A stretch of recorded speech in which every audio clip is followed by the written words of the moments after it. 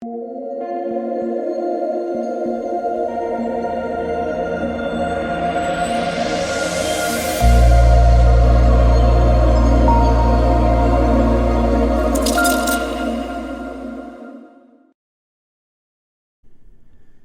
what is going on, guys? It's DK. Back at you with another video here to break down the 10-game NBA main slate on Monday. Before I get into the video, if you guys are new to the channel, welcome. My name is DK. I make daily videos and live stream for NBA and NFL slates on Draftkings. If you're unable to watch these videos, I also upload on Apple Podcasts. The link is down below. It's called the DK DFS Show. Premium content offer that on Patreon.com. 2 different packages, NBA, NFL. Cover the main, cover the show and slates. More info down below. And the sponsor of this video, guys, is PrizePicks. PrizePicks is a player prop site where you can take over-under in fantasy points. You can take over-under in straight-up points, assists, rebounds, three-pointers made. You can mix and match sports. You can take a couple from NFL, a couple from NBA. They also have college sports. They have tennis, soccer, esports. So if you guys want to try out PrizePicks, make sure to sign up and use my code, DKDFS. It is DKDFS, all one word. You will get a 100% match up to $100. Basically, a free $100 to play with on the site. And finally, as I always want to thank you for all of your continued support on this YouTube channel. Just make sure if you do enjoy the content to hit the like button. Let's try to aim for 100 likes, subscribe, and hit the notification bell so you do know when I upload and go live. I will be doing a YouTube live stream tomorrow, Q&A style, so make sure to check that one out, guys. And yeah, let's get into it. So before we get into players and the prices, we can take a look back up here from tonight. So I would just like to, ask you guys, will I ever get Anthony Edwards right? I think the answer to that is no. It's still going to be a good night, but man, these stars in the late game are really hurting me. They're really hurting me from the start that I had. So my lineup was Washington, Brown, LeBron, Jalen Smith, Jones, Edwards, Pokusevski, and Pat Beverly. So I was pretty surprised about the ownership there on Jaylen Brown, only 18%, especially when we got the news that Tatum was out, that Robert Williams is out, in a great spot there. So he absolutely went off. He was someone I was really high on. One guy I did not get to, but was my favorite GPP play of the slate, Josh Giddey, 8% owned. I think he went up for almost 70. So congrats to all the Patreon members that ended up playing Josh Giddey. I know quite a few of you guys went there, and that was always great to see. Washington was solid for value. I did prefer him to, Sykes, the other cheap guard, just because we saw Washington play 30-plus minutes the last game. Again, LeBron is about 50% owned. This is in the big tournament. He's 90% in the high stakes. Jalen Smith, 60% owned. He smashed, plus the blowout. Damian Jones, I was a little bit surprised. He was only 35% owned when we got news that he was starting, a mid-price starting center. Again, Ant-Man, just will never, ever get this guy right. Pokusevski, and then Pat Beverly rounded out my lineup. So it's going to be a good night, but if the Stars could have had decent games, it could have been a great night for myself. And this is the winning lineup right now in the Hall of Famer. So 286, Sykes went for 30% owned. Devin Booker was 70%. He was a bust just because of the blowout. Cam Johnson, 20%, so bonus 20%. Damian Jones, 70%. Washington, 90%. Jalen Smith, 100%. And LeBron, 90% owned. So a lot of condensed ownership here. Again, Booker and LeBron being the chalk spend-ups, both right now being bust on this one. Let's see. Was there any other ownership I wanted to mention? Oh, Al Horford was also extremely popular, 60% owned, and Ty Jerome, 90% owned. So, again, you had a lot of condensed ownership on this slate.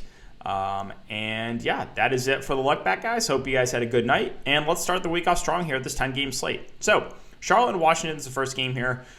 On the Charlotte side, well, they got blown out tonight. Let's see. Do they have the stats up? Yeah, I mean, all the starters basically played limited minutes. LaMelo Ball, at this price point, I like he has shooting guard eligibility. He should play mid-30s minutes if the game does stay competitive. So I like LaMelo there at the top. The wings don't really stand out to me. I think Terry Rozier's a decent GPP play.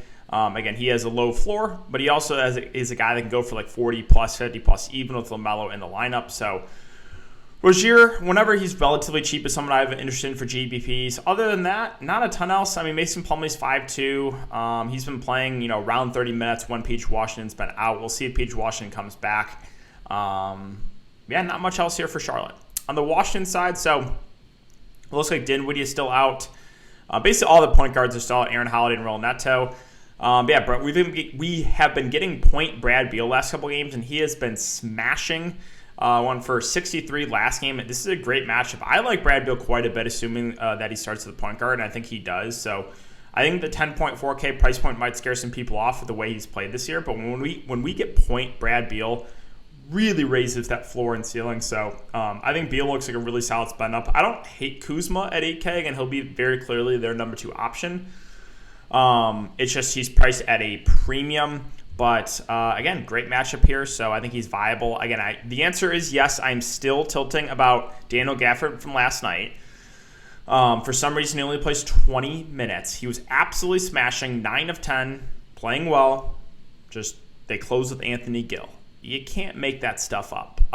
So yeah, if Gafford plays his normal 30, low 30s minutes without Montrezl Harrell, I think he's a good play at this price. But a little bit worried that he only played 20 minutes that last game. And KCP, Denny, they're fine secondary options. As I mentioned, where is he? Where's Anthony Gill? Oh, if Anthony Gill's out. I didn't even realize that. But yeah, he closed. He played 25 minutes. So maybe with Anthony Gill on the COVID list, that Daniel Gafford will actually play his normal run. So, but yeah, nothing really else I'm interested in there for Washington. All right, Houston, Philadelphia. So this one's a big question mark for me right now, right? KPJ, Christian Wood, I'm not sure if either play after what happened last game. We have Kevin Porter Jr., again, pulling in Antonio Brown, just leaving mid-game. Can we talk Antonio Brown too? Like, that's just a new way to lose money. So a player just to quit on the team and walk out mid. Like, you actually can't make that stuff up. But yeah, guys like Wood and KPJ. So if they start here and there's no like discipline for either of them, there's no limits or anything like that, I think both look pretty good. But we got to wait and see what's going to happen, see if they end up playing or not. Like, for example, if Christian Wood doesn't end up playing, we can go to Daniel Tice at 3.5, who started to play 27 minutes last game. We'll like him for value. Some of these other, value guards, say, for example, Kevin Porter Jr. doesn't end up playing, Jalen Green will look better. So really hard to say right now with Houston. Moving on to Philadelphia. So Joel Embiid, 11.4K, I do think makes for a decent contrarian spend up. He's been playing well of late. It's a good matchup, so no issue going to Embiid there. Tobias, more of a secondary play. Maxey at 5'9", been a little bit up and down, but the thing is the minutes have been there for him. It's not like the minutes are up and down. The production's been a little bit up and down, but the minutes have been pretty solid around low to mid-30s. So at this price point, I think it makes him a fair play. Does still have some upside. We've seen it a couple times from him in recent games. Other than that, Thibault, 3.7, probably plays big minutes. 37, 39 minutes last couple games. He's a fair value, but he's really not going to do much on the offensive end. Memphis and Brooklyn, so this game should be played at a pretty fast pace. You guys know my feelings on Ja. Love Ja Go, and he's been playing really well of late. I think in a competitive game here, we get mid-30s minutes. I like Ja at this price. Again, he's do-it-all guy, and he's sub 10K, so I like Ja.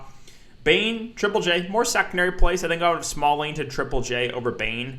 But yeah, fine landing on either of those guys. Steven Adams probably plays mid-20s minutes. He's a fair play at this price point.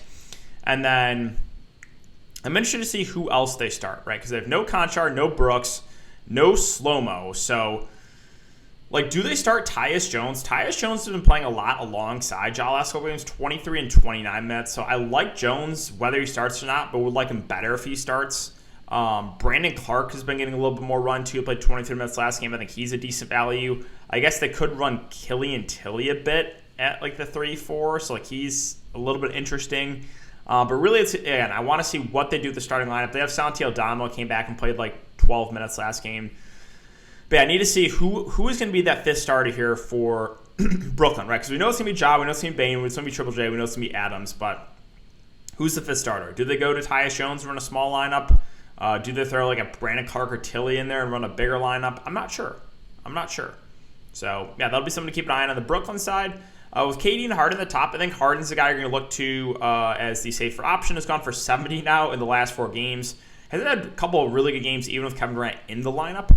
Now, I'm not sure he continues to produce at this level, but yeah, James Harden's been playing really well, so he would be the spend up I would like over Durant. Durant 11-2, just more of a contrarian option. He has similar upside, but yeah, other than that, for Brooklyn, Aldridge is questionable. Not a huge deal. If he misses, probably solidifies the minutes for Nick Claxton at 5K of mid to high 20s, which makes him a fair option. The value here for Brooklyn, I just don't trust the rotation right now for Steve Nash. And on a 10-game slate, I just don't think we have to go there. Orlando and Chicago. So On the Orlando side, we did get Mo Bamba back. This game went to overtime, so we saw some extended run for some of these guys. Options like Carter Jr. and Franz Wagner, I think, make for decent plays in the mid-range.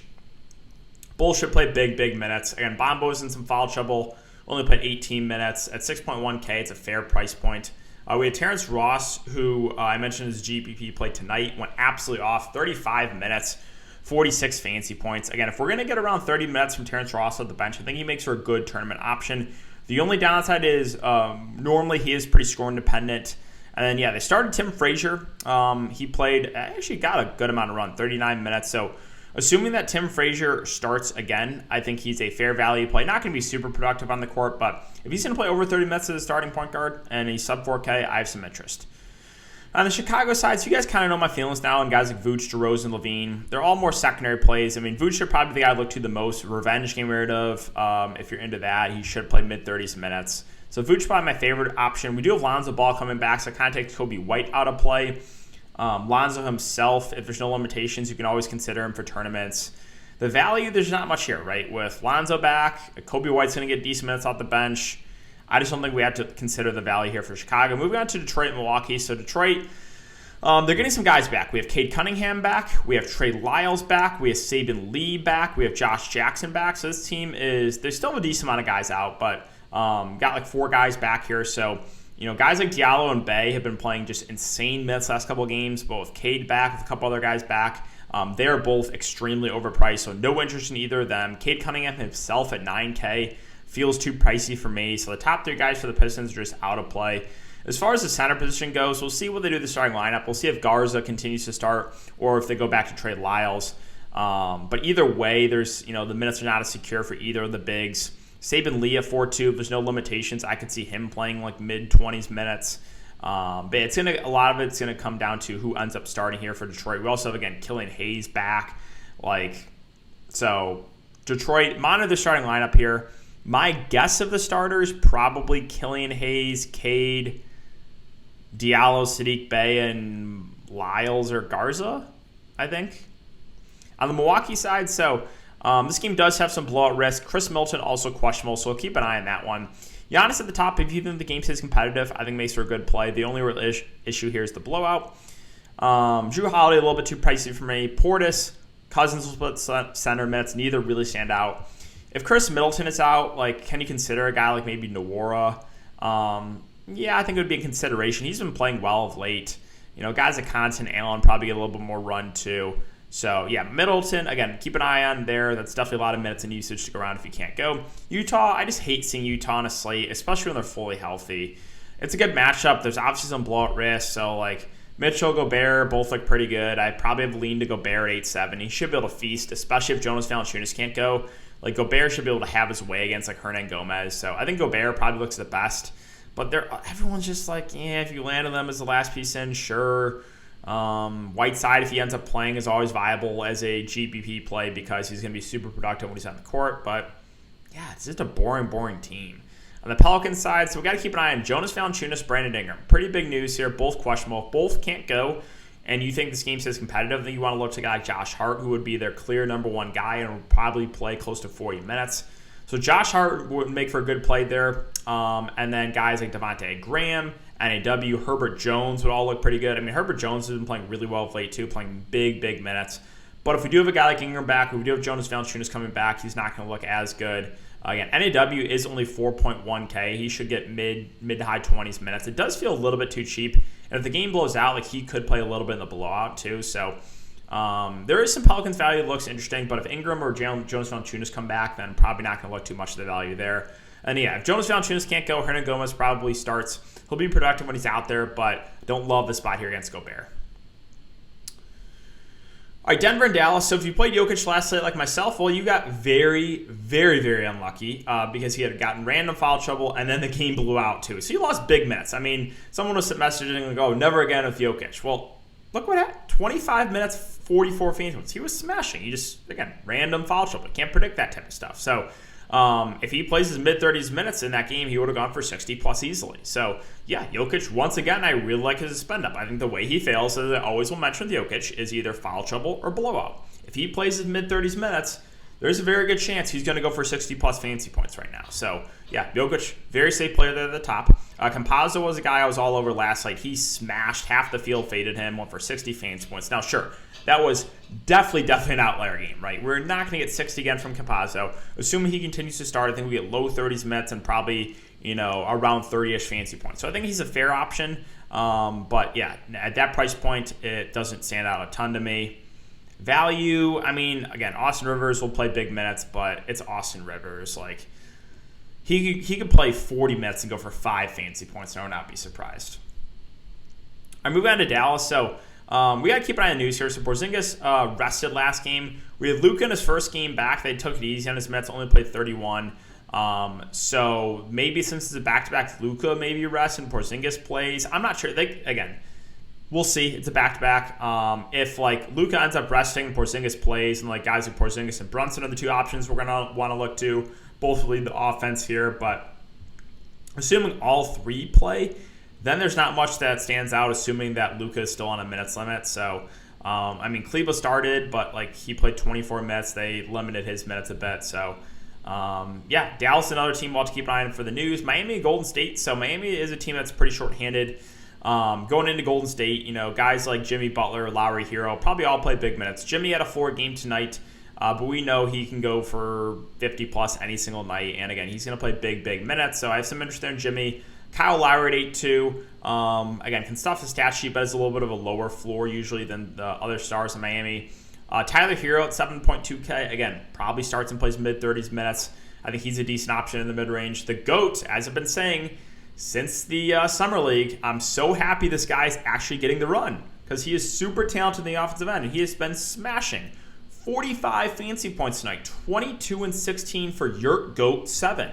I mean, my only worry with Yurt 7 here is Golden State likes running small, so maybe he does not close, but yeah, I mean, he's playing out of his mind right now. And full disclosure, I betted him. I don't know what the odds were. I threw a dart throw on him at the beginning of the year to win Rookie of the Year. I forget what the odds were. It was something insane. But yeah, I mean, if he continues to get this type of minutes, he can show you what he's doing. Omeyer at 7 is really, really solid. All right, and then, Martin here. Caleb Martin should start and play low 30s minutes. I think he's a fair value play. Again, going to play pretty big minutes. As far as the bench guys go, Kyle Guy at 4-1 had a big game last game, or 2 games ago, I should say. Again, I think he's playable, kind of offensive spark off the bench, but don't know if we get to anyone else. Stauskas, Michigan legend, been getting about 10 minutes a game, but not enough for me to really consider him. All right, Golden State. So not a ton that stands out to me. Basically a fully healthy team outside of Clay and Wiseman right now. So Steph, again, you can always go to him for tournaments, but more often than not, he's going to fail you at this price point. We have Draymond back, which definitely hurts the value here for Golden State. It definitely hurts Otto Porter a bit, who's been playing well. Wiggins, Poole, feel a little bit overpriced, and Porter's been playing well, but I think his Mets go down now. Looney against Miami, we probably get 15 to 20 minutes going to Draymond Green back. They can go a lot more small ball. So Golden State as a team just looks pretty unappealing. Atlanta, Portland. So this game is interesting here. Trae Young, 11.1K. We'll keep an eye on the status of some of these guys like Herter, Gallinari, Wright, if they're going to be available for sure. But yeah, Trae Young, 11-1 does feel a little bit pricey, but he probably plays close to 40 minutes in a great matchup. So definitely have some interest in him for tournaments. Capella was my favorite tournament play last slate, New Year's Eve. He went off 61 fantasy points. Now, we still, again, don't have John Collins, and we basically have all the other bigs are out too. So, I think Capella probably plays mid-30s minutes here. So, I do like Capella for tournaments. If he's going to play mid-30s minutes, he can feast on the glass against a small ball Portland team right now. And then, the status of a lot of these guys, like Reddish, Wright, Herter, Gallinari, we'll see if they all end up playing or not. If, all these guys end up out, then, Lou Williams becomes a potential value. He played 32 minutes last game. So, Atlanta, another team, it's a little bit hard to say right now with, Wright, Herter, Gallinari. They cleared the protocols, but will they for sure be available? I'm not sure. On the Portland side, it's another team that's going to be shorthanded here. No Lillard, no CJ. We have Nurkic doubtful, and we also have Anthony Simons status up in the air. Could be available. So if Anthony Simons clears and is available at no limitations, I really like him here because he's probably going to start and be one of their top options in offense. If not, it's most likely going to be Dennis Smith Jr. starting at the point, which would make him a decent play in the mid-range. And then Norman Powell probably plays 40 minutes. Again, he's still scoring dependence, but he's going to get a ton of shots up. Larry Nance Jr., 5'9", will start the center position and probably play low 30s minutes. I think he's a fair play in the mid-range. Now, I'm not sure what's been going on with Naz Little. 23 and then only 14 minutes last game. Little bit concerning, but the price has come down on him. Yeah, I don't know why. I don't know why he's. I know he had like an ankle injury in this game, but 14 minutes there against the Lakers. I know it was a blowout, but that's still a little bit concerning. We also have Robert Covington back at 4-6. Assuming no limitations, he probably plays close to 30 minutes. A guy like Ben McLemore went off the bench. He'd be a viable tournament play just because, again, Portland is extremely shorthanded. So we'll monitor the status of guys like Simons and possibly Nurkic. If Nurkic ends up playing, then I like him. If not, again, it's going to be Larry Nance playing a lot at the 5. And finally, Minnesota and the Clippers. So knowing my luck, Ant-Man's going to smash tomorrow night after what he did to me tonight. But yeah, assuming that Cat and D'Angelo Russell are out, then Anthony Edwards makes for a solid option. He'll be the number 1 on offense. Pat Beverly makes for a safe play in the mid-range. We'd probably get low 30s minutes. It's a revenge game narrative here too. And they started Naz Reid. So last game against Utah, he only played 15 minutes, but he's on pace for like 30 minutes tonight. And yeah, I mean, Naz Reid's a great point per minute guy. So like Naz Reid quite a bit, assuming that he starts again. Not a ton else that really stands out to me, though. I mean, you can take shots on guys like Beasley and McDaniels, Vanderbilt, but yeah, I think that's it for Minnesota. And finally, the Clippers. So, again, still no Paul George, no Kawhi Leonard. We do have Marcus Morris back, too, who rested last game. Clippers just love to troll. Reggie at 7'3" will probably be him and Marcus Morris be the top options in offense. I do prefer Morris, point per dollar, to Reggie. He's at 6K. He's been playing huge minutes. So Morris looks pretty good. Bledsoe most likely moves to the bench. If he does, I don't have much interest in him at that price point. Guys like Mann, Kennard, they probably played mid-30s minutes. Both are fair plays in the mid-range. And then most likely Serge Ibaka is going to start again at the 5. We probably get low 20s minutes from him, like 18 to 20-ish. So assuming that he starts again, I think he makes for a pretty good value play because the Clippers don't have any other bigs they can use. And then, yeah, finally Amir Coffey at 4-3. So with Kennard back, with Marcus Morris back, he probably shifts to the bench. Probably goes back to low 20s minutes, which I don't think I would want to get to him at that point. All right, guys, that will do it for the video today. So if you have been enjoying the content, again, just make sure to hit that like button, subscribe, hit the notification bell. Really appreciate all you guys' support. But thanks again. Have a great night, and I'll see you guys tomorrow in the live stream.